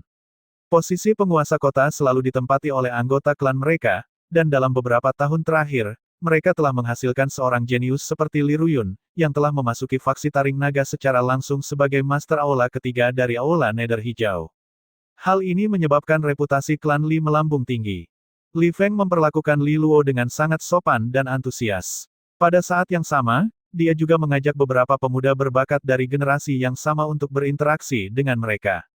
Fakta bahwa mereka berempat mampu menjadi pemimpin panji menunjukkan bakat dan kekuatan mereka yang luar biasa. Ada kemungkinan besar bahwa mereka akan menjadi adipati di masa depan, serta menjadi pilar utama dalam garis darah Kaisar Surgawi Li, yang mampu memiliki pengaruh dan kekuatan yang sangat besar. Tentu saja, ini tidak cukup untuk membuat Li Feng berusaha keras. Lebih penting lagi, Li Luo, Li Fengyi, dan Li Jingtao semuanya memiliki posisi unik. Dalam istilah fana, jika faksi Taring Naga adalah sebuah dinasti, maka ketiganya adalah pangeran dan putri yang dihormati dengan latar belakang yang tinggi. Selama perayaan yang antusias ini, Li Luo memutar ke arah para pemuda yang datang untuk menyambut mereka. Meskipun dia belum pernah bertemu Li Lingjing, samar-samar dia bisa merasakan bahwa dia tidak termasuk dalam kelompok ini. Namun, dia tidak bertanya lebih jauh, hanya berbalik ke arah Li Feng. Patriark Li Feng, kami datang ke kota barat untuk menyelesaikan misi di wilayah gelap. Kami tahu bahwa ini adalah tempat yang penuh dengan bahaya, jadi bisakah Anda berbagi informasi dengan kami? Ini adalah tujuan sebenarnya. Klan Li di wilayah barat telah menguasai kota barat selama bertahun-tahun dan telah mengakar kuat serta terkait dengan apa yang terjadi di sini. Dengan demikian, mereka secara alami memiliki informasi terbaik. Setelah mendengar kata-kata Li Luo, Li Feng tersenyum. Pemimpin Panji Li Luo, menurutku misimu adalah mendapatkan buah bayi suci. Li Luo mengangguk sebagai jawaban. Buah bayi suci adalah harta karun alami paling berharga di wilayah gelap. Buah ini ditemukan di kedalaman wilayah gelap, dan setiap kali buah ini muncul, hal itu akan memicu perselisihan dan konflik. Demi harta karun inilah terjadi pertempuran paling sengit di antara para dewa. Garis keturunan Kaisar Surgawi Li dan garis keturunan Kaisar Surgawi Zhao meletus. Biasanya, hal ini terjadi setiap 3 tahun sekali karena waktu yang diperlukan untuk salah satu harta karun ini untuk dilahirkan di wilayah dalam. Buah bayi suci yang ada di sana kualitas tertinggi, dan yang ditemukan di wilayah luar agak kurang dibandingkan. Kedatangan Anda sedikit lebih awal, karena buah bayi suci belum sepenuhnya matang. Wilayah dalam sulit ditembus dan dengan demikian hanya wilayah luar suci buah bayi akan dapat diperoleh untuk Anda. Oleh karena itu, buah tersebut tidak akan menimbulkan keributan yang berarti, kata Li Feng dengan banyak pengalaman. Li Luo tidak terkejut dengan hal ini. Li Jingze telah mengatakan kepadanya bahwa kualitas buah bayi suci tidak terlalu penting. Deng Fengxian kemudian angkat bicara, terima kasih, Tuan Kota, aku juga ingin menanyakan tentang situasi monster di domain gelap. Domain gelap wilayah barat hanya bisa dianggap sebagai domain gelap yang berukuran lebih kecil, jadi tidak banyak iblis sejati lainnya, jawab Li Feng. Li Luo telah melakukan penelitian sendiri, jadi dia tahu bahwa monster iblis sejati adalah apa yang mereka sebut monster kelas bencana di kerajaan Xia. Kelas pengikisan, kelas bencana, kelas kehancuran, dan Raja Monster adalah peringkat dalam hal tingkat kekuatan yang meningkat. Monster kelas kehancuran mampu melawan adipati dan memiliki kekuatan yang menakutkan. Hasilnya, mereka dikenal sebagai iblis sejati di benua ilahi bagian dalam. Li Feng melambaikan tangannya, dan 4 pelayan dengan hormat mengirimkan sebuah gulungan. Ketika gulungan-gulungan itu dibuka, seseorang dapat melihat peta mendalam dari domain gelap wilayah barat. Di peta terdapat beberapa distrik berwarna merah, dengan beberapa area telah ditandai dengan tengkorak berwarna merah darah, memberikan kesan bahaya. Lokasi monster iblis sejati ditandai di peta ini. Jika Anda ingin memasuki area di mana buah bayi suci dapat ditemukan, yang terbaik adalah menghindarinya, jelas Li Feng. Keempatnya mengangguk. Peta-peta ini akan memungkinkan mereka untuk mengidentifikasi dan menghindari sebagian besar bahaya, dan bahkan jika mereka menghadapi serangan dari monster iblis sejati, mereka akan lebih siap dan waspada. Selain itu, domain gelap khusus ini hanya cocok untuk dimasuki adipati kelas 2 ke bawah. Jika ada yang lebih kuat dari itu, mereka akan diblokir untuk masuk, kata Li Feng kepada mereka. Ada batasan kekuatan seseorang di sini. Li Luo bertanya dengan heran. Hahaha, segel wilayah gelap ini dibuat oleh garis keturunan Kaisar Surgawi Li dan garis keturunan Kaisar Surgawi Zhao. Pembatasannya adalah untuk mencegah masuknya ahli luar biasa dari kekuatan lain atau kultivator nakal. Li Luo sedikit terkejut. Segel ini adalah upaya kolaborasi antara dua kekuatan Kaisar Surgawi. Namun, itu memang masuk akal. Tidak ada pihak yang menginginkan ahli luar biasa untuk menyusup ke domain gelap dan menjarah sumber daya di sini sepenuhnya. Mereka pada dasarnya mencoba memelihara seekor harimau. Sayangnya, Li Luo sangat jelas melihat betapa menakutkannya monster, dan ingatan akan kehancuran kota Xia masih segar dalam benaknya. Kedamaian dan ketenangan yang dulu merekitali kini hanya tinggal kenangan, bahkan lingkungan pun ikut tercemar. Oleh karena itu, kemungkinan besar hanya Kaisar Surgawi yang berani melakukan hal berbahaya seperti itu. Jika sesuatu benar-benar terjadi, mereka juga akan menggunakan kekuatan penuh mereka untuk menekan dan menghancurkan pemberontakan pihak lain. Pada saat yang sama, segel ini bermanfaat bagi mereka. Masing-masing dari keempatnya memiliki panji yang mendukung mereka, dan dengan bantuan harmoni, mereka seperti 4 adipati kelas 1. Formasi semacam ini seharusnya menghalangi siapapun untuk berani menimbulkan masalah dengan mereka. Biasanya, para kultivator nakal dan kekuatan lainnya tidak akan berani menunjukkan niat buruk apapun terhadap garis darah Kaisar Surgawi Li. Namun, garis darah Kaisar Surgawi Zhao, di sisi lain, hubungan kami tidak pernah harmonis, tapi bersikap bermusuhan secara terbuka mungkin terlalu berlebihan. Tetap saja, kedua belah pihak telah saling berhadapan berkali-kali di domain gelap selama bertahun-tahun demi sumber daya. Kedua belah pihak telah kehilangan banyak ahli satu sama lain. Li Feng menghela nafas dalam-dalam sambil melihat ke arah Li Luo. Pemimpin Panji Li Luo, Anda harus mewaspadai hal ini. Apa maksudmu? Li Luo merasa terkejut dengan peringatan mendadak ini, dan dia mengerutkan kening. Apakah garis darah Kaisar Surgawi Zhao mengincarku? Li Feng perlahan berkata, dari berita yang kudengar, setelah terdengar bahwa kamu akan menerima misi di wilayah gelap wilayah barat, Zhao Jingyu dari garis darah Kaisar Surgawi Zhao segera bergegas mendekat. Zhao Jingyu, siapa itu? Li Luo bertanya dengan hampa. Garis keturunan Kaisar Surgawi Zhao memiliki 20 divisi, yang setara dengan 20 panji kita. 20 divisi diberi nama berdasarkan binatang buas. Zhao Jingyu adalah pemimpin divisi macan dan seorang jenius dari generasi muda garis keturunan Kaisar Surgawi Zhao. Saat ini, ia berada di peringkat kedua, Li Fengyi menjelaskan ketika wajahnya berubah menjadi cemberut. Dia melanjutkan dengan dingin, Zhao Jingyu sangat mendominasi dan kejam. Apakah dia tidak punya hal lain yang lebih baik untuk dilakukan, mencoba mengincar Li Luo? Wajah Li Feng yang keriput dan tua membentuk senyuman tak berdaya. Anak muda suka berkelahi. Jika itu berarti mereka bisa meninggalkan kesan positif pada wanita yang mereka sukai, tentu saja mereka akan melakukan tindakan berdarah di musim panas. Wanita yang disukainya. Wajah Li Luo kosong menjadi. Siapa si wanita yang disukainya ini? Ketika Li Fengyi menginstalnya, ekspresi berubah sedikit aneh. Mungkinkah itu Qin Yi? Li Feng mengangguk. Dari yang ku ketahui, Zhao Jingyu sangat memuja Qin Yi. Dia pasti sudah mendengar tentang apa yang terjadi di faksi darah naga dan, sebagai hasilnya, mengarahkan emosinya pada pemimpin Panji Li Luo. Dia bahkan mengumumkan bahwa dia ingin menghadiahkan tangan Li Luo ke Qin Yi. Namun, jika Anda melihat lebih dalam, mungkin garis darah Kaisar Surgawi Zhao mencoba memanfaatkan masalah garis darah Kaisar Surgawi Qing untuk menyampaikan pesan. Sebagai patriark dari cabang keluarga, pikirannya berjalan dalam-dalam ketika dia mempertimbangkan implikasi yang mungkin dari tantangan ini. Li Luo tercengang. Dia akhirnya memahami reputasi seperti apa yang dimiliki Qin Yi pada generasi muda benua ilahi asal surgawi. Gadis itu jelas-jelas berusaha menimbulkan masalah di kolam nafas naga, dan ketika berita tentang hal itu menyebar, dia telah menjadi musuh bersama. Pepatah yang mengatakan bahwa wanita cantik membawa malapetaka tidaklah salah. Namun, Zhao Jingyu benar-benar seorang tiran. Dia sebenarnya berani mengucapkan kata-kata keji seperti memotong lengan. Li Luo hanya bisa tersenyum tanpa daya saat dia menilai orang gila itu dalam pikirannya. Orang itu benar-benar idiot berotak sampah. Li Luo tidak menyangka akan belajar banyak saat berbicara dengan Li Feng. Meskipun dia menyebut Zhao Jingyu idiot berotak sampah, dia telah membuat catatan jauh di dalam hatinya tentang betapa berbahayanya pria itu. Dia pastilah salah satu orang idiot yang lebih kuat jika dia mampu masuk ke peringkat posisi 2 di antara generasi muda dari garis darah Kaisar Surgawi Zhao. Li Luo tidak pernah meremehkan lawannya.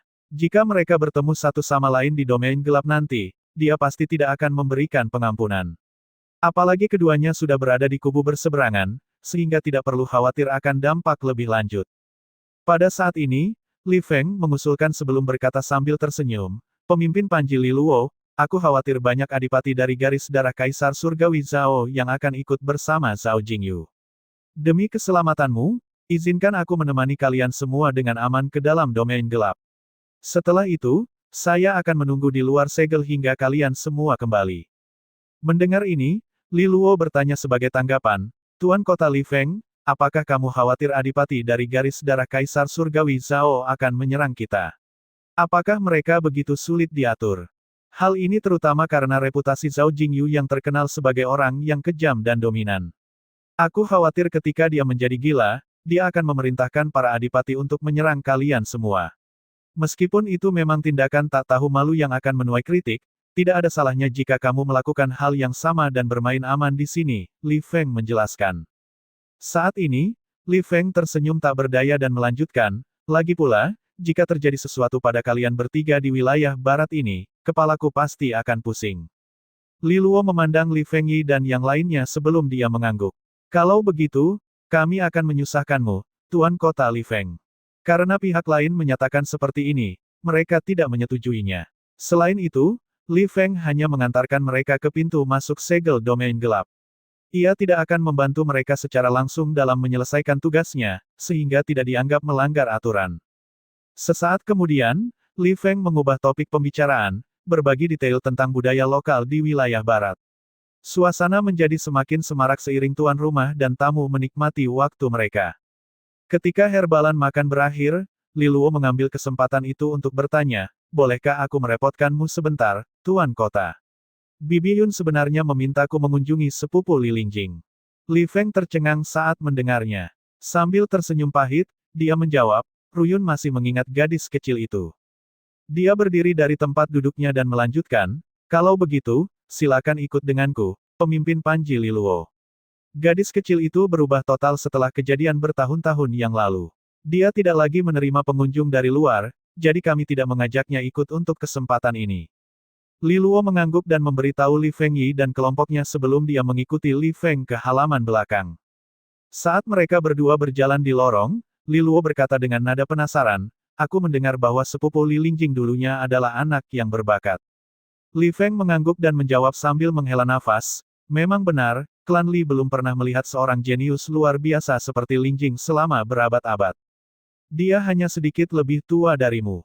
Jika bukan karena kejadian itu, dia pasti berhasil masuk ke dalam 20 panji dalam seleksi sebelumnya. Lebih jauh lagi, dia bahkan mungkin telah ditarik ke dalam panji Nether hijau mengingat kedekatannya dengan Ruyun.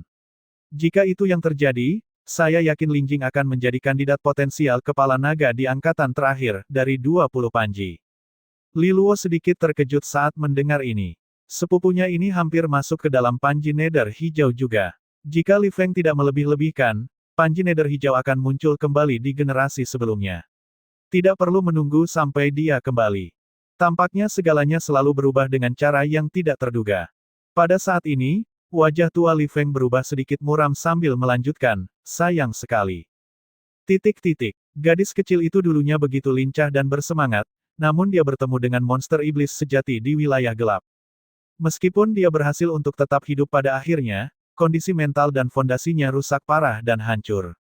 Bahkan setelah kita memurnikan korupsi di dalam dirinya di kemudian hari, pikiran dan semangat juangnya telah hilang. Perkembangan kultivasinya sangat lambat sejak saat itu. Mereka yang dulunya jauh di belakangnya telah mengejar dan menyusulnya selama tahun-tahun ini. Li Feng tampak agak getir saat mengingat gadis muda pengguna pedang yang pernah mengejutkan kota barat. Dia hampir menjadi bintang baru yang mempesona dari garis darah Kaisar Surgawi Li. Karena semua ini, kepribadian Lingjing menjadi jauh lebih pendiam. Dia telah mengasingkan dirinya bahkan dari orang-orang yang pernah dekat dengannya. Akibatnya, beberapa dari mereka pasti menyimpan kebencian terhadapnya. Terlebih lagi, rumor yang beredar telah membuatnya semakin tidak mau berinteraksi dengan siapapun. Anak itu dulunya memiliki hubungan yang sangat dekat dengan Ruyun. Setelah Ruyun mengambil alih urusan di Pegunungan Taring Naga, dia mengumpulkan bahan-bahan langka untuknya, berharap dapat menyembuhkan luka-lukanya. Sayangnya, tidak ada pengaruh yang berarti. Sepertinya monster iblis sejati itu secara permanen mengikis kondisi mentalnya saat itu. Ketika dia mendengar hal ini, Li Luo juga merasa sedih untuknya. Sungguh sangat disayangkan bagi generasi jenius yang berubah menjadi kehancuran total. Saat keduanya terus berbicara, Li Feng mulai melambat. Li Luo bisa melihat halaman sepi di depannya, dipenuhi rumput liar dan dedaunan mati di tanah.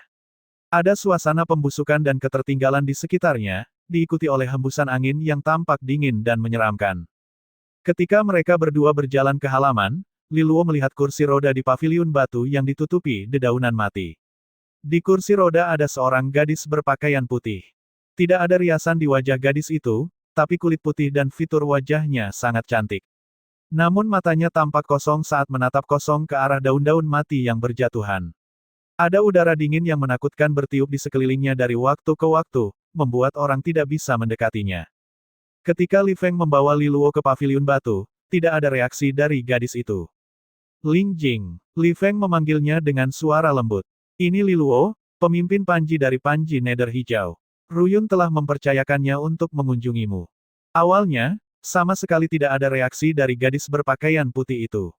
Namun, matanya yang kosong sedikit goyah begitu dia mendengar kata Ruyun. Dia berkata dengan suara yang sangat lembut, "Bibi." Dia perlahan mengangkat wajah pucatnya dan menatap Li Luo. Sebagai tanggapan, Li Luo memberinya senyuman hangat dan ramah sambil mengusap bola sakunya. Dia mengeluarkan pil dan bahan obat yang dipercayakan Li Ruyun kepadanya dan meletakkannya di depannya. Li Lingjing menatap kosong pada pil dan bahan obat, tapi dia tidak mengatakan apa-apa.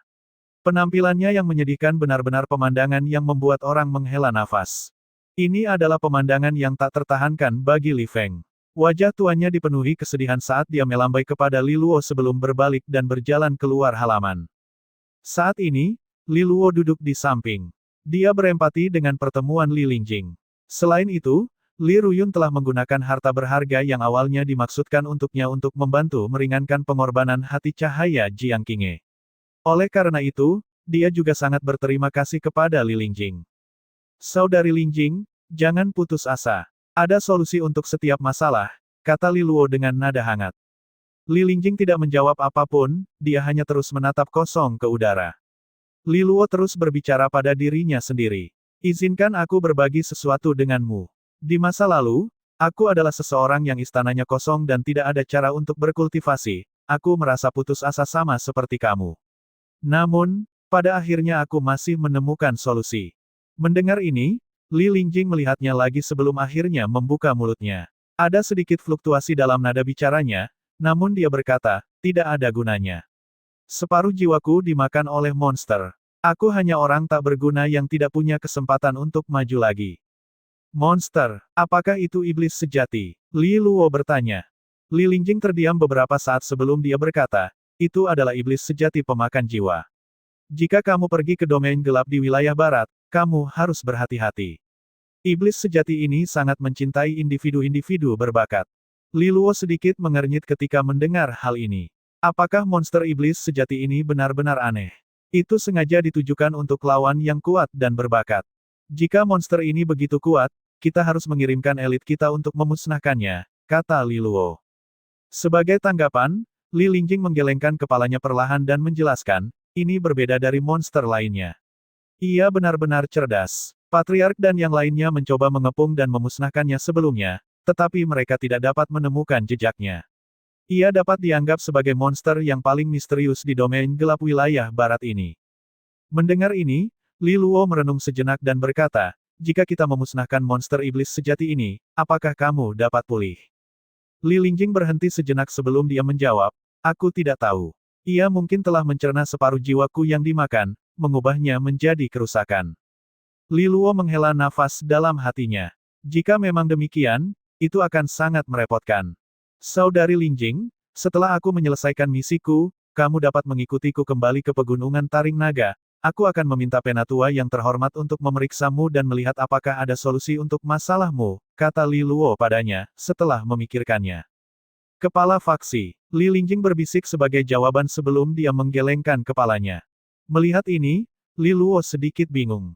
Namun, Li Lingjing tidak berbicara lebih jauh. Dia hanya menatap pil dan bahan obat di atas meja batu sebelum dia mengeluarkan hiasan batu giok dan menyerahkannya kepada Li Luo. Tolong bantu aku memberikan hiasan batu giok ini kepada bibiku. Katakan padanya bahwa tidak perlu lagi membantuku mencari semua pil dan bahan obat ini. Ketika dia menyelesaikan kalimatnya, dia menutup matanya dan tidak berkata apa-apa lagi. Silakan, berhati-hatilah di domain gelap. Li Luo menerima hiasan batu giok itu sambil menatap Li Lingjing, yang menolak berkomunikasi lebih jauh. Dia menghela nafas dalam hatinya sebelum berbalik dan pergi. Li Luo dan yang lainnya menghabiskan 1 hari di kota barat dan kemudian berangkat pada hari kedua. Di bawah pimpinan Li Feng dan 2 adipatinya yang kuat, mereka menuju ke wilayah gelap yang jaraknya ribuan mil. Domain gelap yang luas di wilayah barat terletak di antara perbatasan 2 kekuatan Kaisar Surgawi. Untuk menghindari konflik langsung, kedua kekuatan raksasa tersebut telah membatasi wilayah ini sebagai zona penyangga netral. Tidak ada pihak yang pernah ikut campur dalam urusan ini. Mereka hanya akan memeriksanya ketika ada pergerakan dari domain gelap. Akibatnya, banyak kultivator nakal yang berkumpul di sekitar sini. Banyak kota dan negara kecil yang lahir sebagai dampaknya. Dari jumlah tersebut, kota terbesar dikenal sebagai Konklav Awan Gelap. Itu dikendalikan oleh kekuatan yang dikenal sebagai Aula Awan Gelap, yang dipimpin oleh Adipati kelas 4 yang dianggap salah satu yang paling kuat di wilayah ini. Tentu saja, seorang Adipati kelas 4 tidak layak disebutkan jika dibandingkan dengan kekuatan besar seperti garis darah Kaisar Surgawi Li. Oleh karena itu, Konklav Awan Gelap tidak mengeluarkan suara atau mengusir mereka ketika keempat kapal naga yang membawa Li Luo dan yang lainnya tiba di sekitar kota mereka. Mereka hanya menutup mata terhadap kapal-kapal yang melayang di dekat mereka. Mengendarai kapal naga di depan, Li Feng tersenyum pada Li Luo dan yang lainnya sambil berkata, Konklav Awan Gelap adalah kota yang paling dekat dengan wilayah gelap di wilayah barat. Ada banyak kultivator nakal yang berkumpul di sini. Karena masih ada beberapa saat sebelum segel domain gelap dibuka, kalian mungkin ingin mengunjungi alun-alun awan gelap. Ada banyak harta karun unik yang ditawarkan di sana, dan sesuatu yang istimewa sesekali muncul. Li Fengyi sangat gembira saat mendengar kata-kata ini.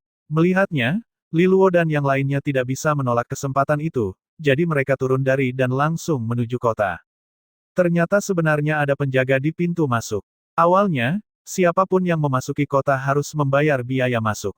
Namun, Li Luo dan yang lainnya berjalan dengan lancar tanpa menghadapi hambatan apapun. Jelas sekali, para penjaga telah diberitahu tentang kedatangan mereka sebelumnya. Hahaha, Saudara Li Feng, apa yang membawamu ke konklav awan gelap hari ini? Tempat ini tidak ada artinya jika dibandingkan dengan kota barat. Begitu mereka melangkah ke kota, terdengar suara tawa yang jelas dari depan. Ketika Li Luo mendongak, dia melihat sekelompok besar orang datang ke arah mereka dengan seorang pria paruh baya berpakaian hitam di tengahnya. Dia tampak agak mendominasi saat dia berjalan ke arah mereka, dengan perasaan keganasan yang tersembunyi di dalam ekspresinya. Aula Master Liang Xiong, konklav awan gelap berjalan semakin baik. Li Feng tersenyum ringan ketika dia melihat pria itu mendekati mereka.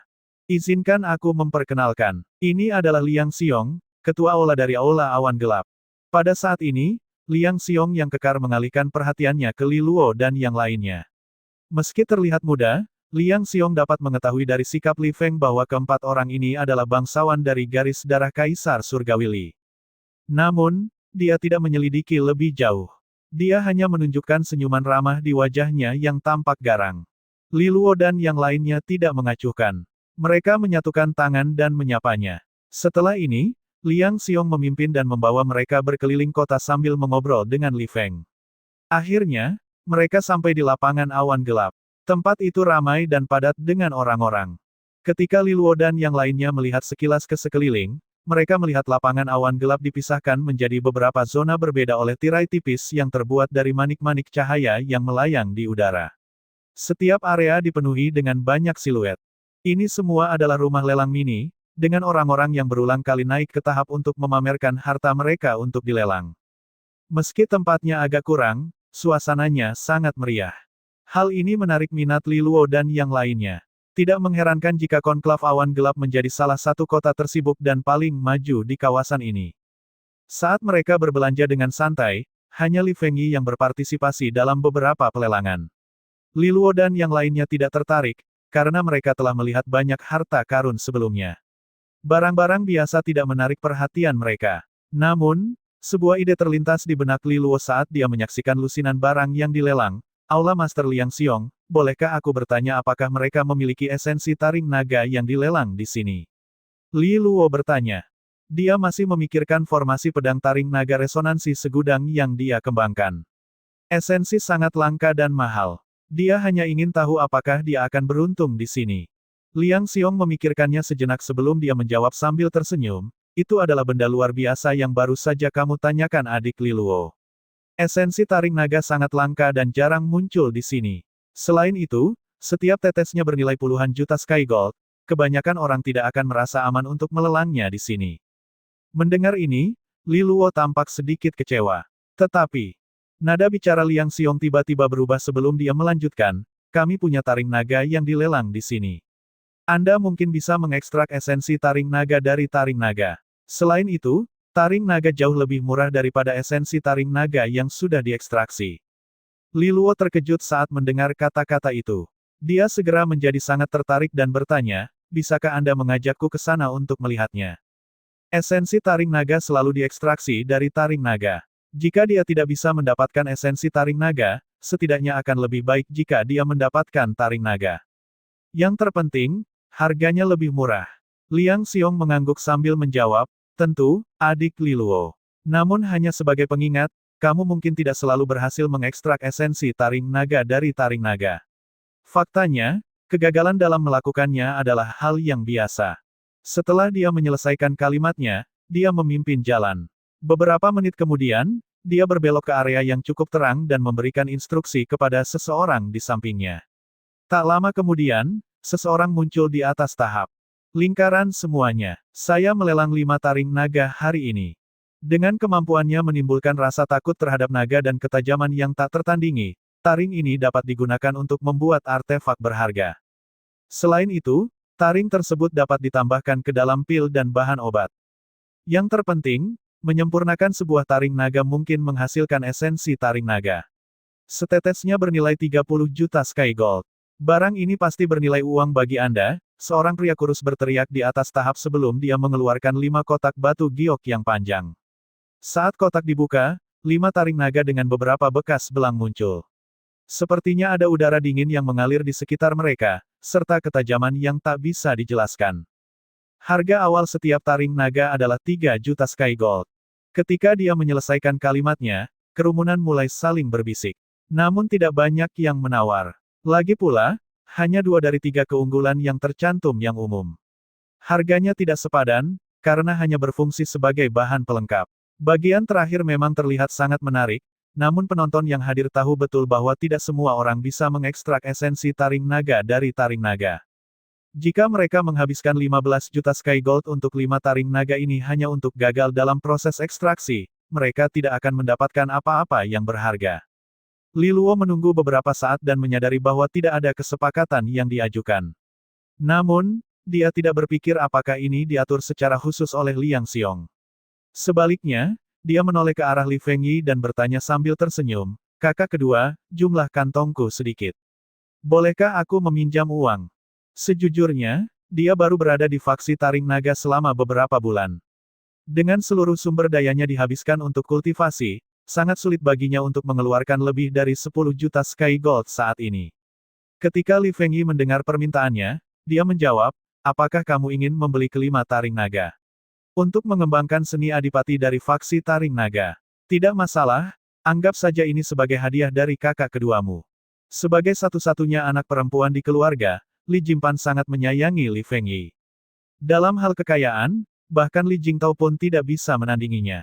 Sebelum Li Luo dapat mengatakan apa-apa lagi, dia berteriak, "Masing-masing 3 juta Sky Gold, aku akan mengambil kelima taring naga." Pria di atas tahap sangat gembira mendengarnya. Meskipun ini hanya tawaran awal, namun tetap merupakan berkah baginya untuk menjual semua barangnya. Terjual, dia balik berteriak dengan keras, mengumumkan pengumuman akhir pelangan. Namun, kejutan selalu terjadi di menit-menit terakhir. Suara pelan dengan udara mendominasi yang tidak dapat dibunyikan terdengar pada saat ini, menyela juru lelang yang kira-kira hasilnya. Masing-masing 4 juta Sky Gold. Siapa yang berani berkolaborasi denganku demi apa yang kusuka hari ini? Li Luo tercengang dengan perkembangan mendadak ini. Namun Li Fengyi merasa kesal. Dia berbalik untuk melihat dari mana suara itu berasal, dan dia melihat sekelompok sosok yang menerobos kerumunan dan berjalan ke depan meja lelang. Mata Li Fengyi langsung membeku ketika dia melihat sosok pemimpin dalam kelompok itu. Zhao Jingyu, apakah tidak ada hal lain yang lebih baik untuk dilakukan? Ketika suara dingin Li Fengyi terdengar, Li Luo juga menatap pemimpin kelompok pria itu. Dia adalah seorang pemuda jangkung berpakaian hitam, dengan tato garis-garis harimau merah di sebagian wajahnya. Saat dia melihat, gigi putihnya terlihat garang seolah dia adalah binatang buas yang buas. Orang ini adalah pemimpin divisi macan dari garis darah Kaisar Surgawi Zhao, Zhao Jingyu. Tidak ada yang mengira mereka akan bertemu satu sama lain di sini. Ketika dia mendengar kata-kata Li Fengyi, wajahnya menjadi ganas saat dia merawat, dan dia berkata dengan senyum sinis, "Ada apa? Hanya kamu, Li Fengyi, yang bisa menawar. Aku tidak bisa. Apakah garis darah Kaisar Surgawi Li berhenti membayar anggotanya?"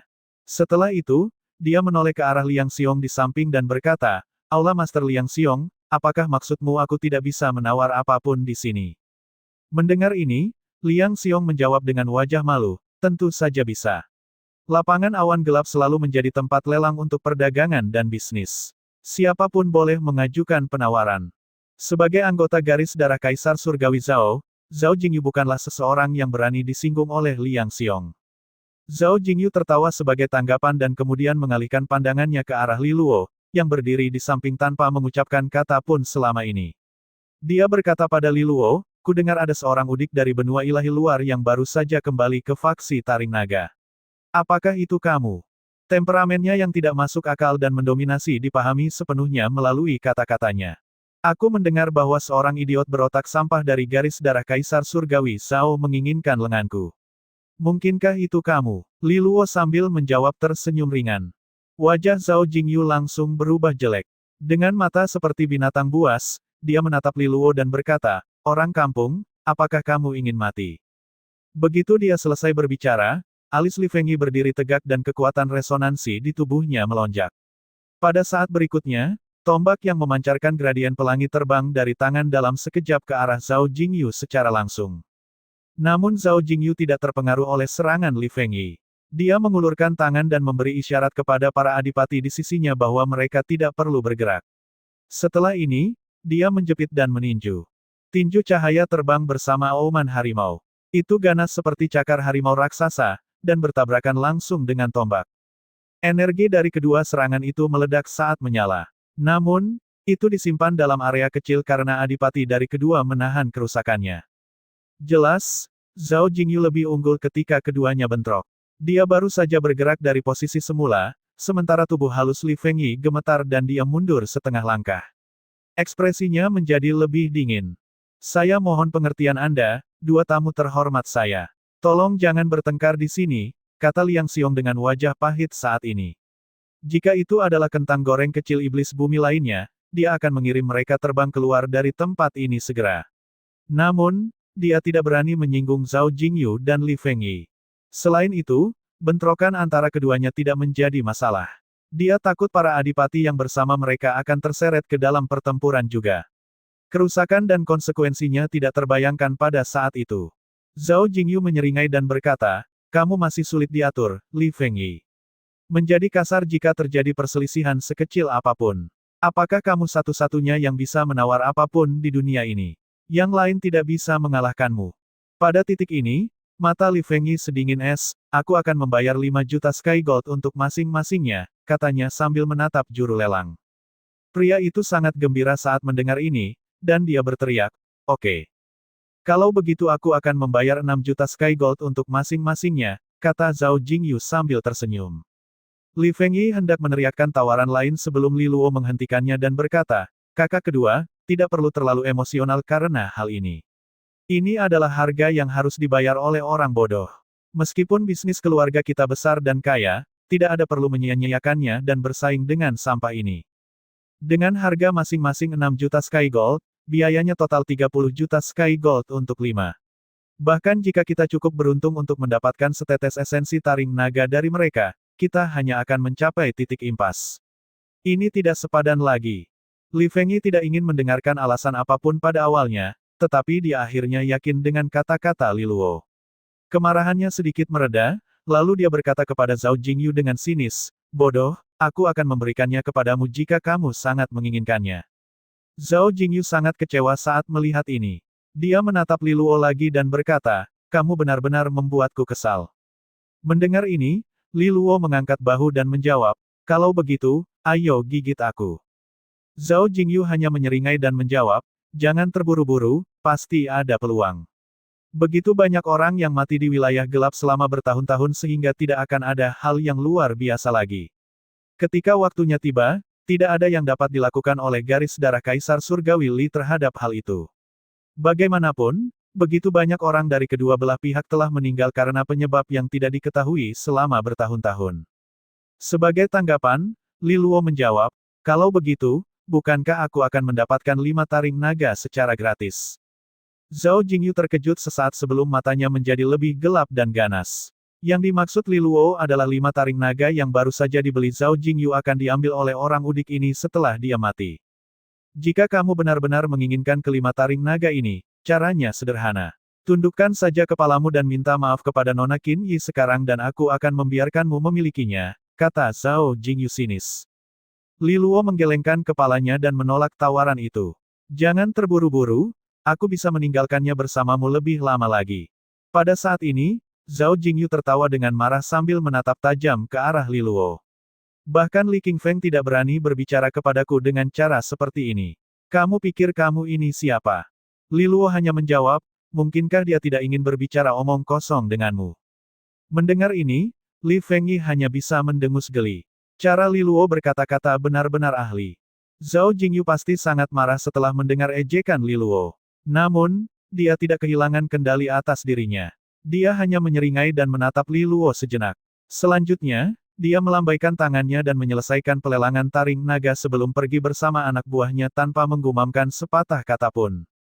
Zhao Jingyu dikenal pendendam dan kejam. Dengan provokasimu, pasti akan ada pertarungan sampai mati yang menunggumu di domain gelap, kata Deng Fengxian dari samping. Siapapun tahu bahwa Zhao Jingyu pada akhirnya tidak akan mau mengaku kalah. Dia hanya menaruh niat membunuh dan pikiran balas dendam di dalam hatinya. Orang itu gila. Dikatakan bahwa dia tidak pernah menahan diri saat bertarung. Dia sangat kejam, dan bahkan rekan-rekannya dari garis darah Kaisar Surgawi Zhao telah terluka parah olehnya selama kompetisi, kata Li Fengyi. Jangan khawatir, kita memiliki yang mulia yang tak terkalahkan. Tidak peduli betapa gilanya Zhao Jingyu, kita tidak akan dikalahkan, kata Li Luo sambil menepuk punggung Li Jingtao. Hah, Li Jingtao berkata dengan wajah bingung saat mendengar ini. Li Fengyi memutar matanya ke arahnya. Li Luo tertawa menanggapinya sambil melanjutkan, aku melihat 3 pemuda mengikuti Zhao Jingyu tadi. Mereka seharusnya adalah 3 pemimpin divisi lainnya. Kalau begitu, mereka juga seharusnya memiliki 4 pemimpin divisi yang memasuki dunia gelap juga kan. Li Luo menoleh ke Li Feng. Apakah akan ada adipati lain dari garis darah Kaisar Surgawi Zhao yang ikut bersama mereka? Li Feng menggelengkan kepalanya dan menjelaskan, meskipun kami memiliki banyak perselisihan dengan garis darah Kaisar Surgawi Zhao, kami berdua adalah kekuatan yang besar dan terhormat. Ada beberapa aturan tak terucapkan di antara kami untuk memastikan bahwa segala sesuatunya tidak menjadi terlalu buruk antara kedua belah pihak. Di antara mereka, salah satu aturan yang paling jelas adalah tidak berperang lintas generasi. Oleh karena itu, adipati mereka tidak akan menyerang generasi muda kita dalam keadaan biasa. Mendengar ini, Li Luo mengangguk. Ini bagus. Tidak ada yang perlu ditakutkan oleh pihaknya jika satu-satunya musuh mereka adalah 4 pemimpin divisi dari garis darah Kaisar Surgawi Zhao. Ayo kita bergerak juga. Li Luo kehilangan minat pada konklav awan gelap setelah taring naganya dicegat. Setelah berdiskusi dengan semua orang, dia mengucapkan selamat tinggal kepada Aula Master Liang Xiong, menaiki kapal naga, dan melaju langsung ke kejauhan. Ini berlangsung sekitar 10 menit. Saat Li Luo berdiri di atas kapal, dia membuka mata dan melihat ke daratan jauh di depan. Dia bisa melihat beberapa pilar batu hitam menjulang dari tanah. Banyak run kuno dan tidak jelas terukir di atasnya. Energi alam duniawi di area tersebut terus-menerus berkumpul dan mengalir ke pilar-pilar batu. Ada tangga batu yang panjang di tengah pilar yang tak terhitung jumlahnya. Itu meluas ke atas dan berakhir pada platform yang sangat tinggi. Jejak air mata terlihat di sekitar platform. Yang paling mencolok, terdapat retakan hitam sepanjang beberapa meter yang melayang di udara, tampak seperti gerbang besar menuju neraka. Dari waktu ke waktu, bayangan orang terlihat melewati gerbang besar tersebut. Ketika Li Luo melihat retakan hitam itu, dia langsung mengetahui apa yang ada di hatinya. Untuk mencapai tujuan mereka, domain gelap wilayah barat.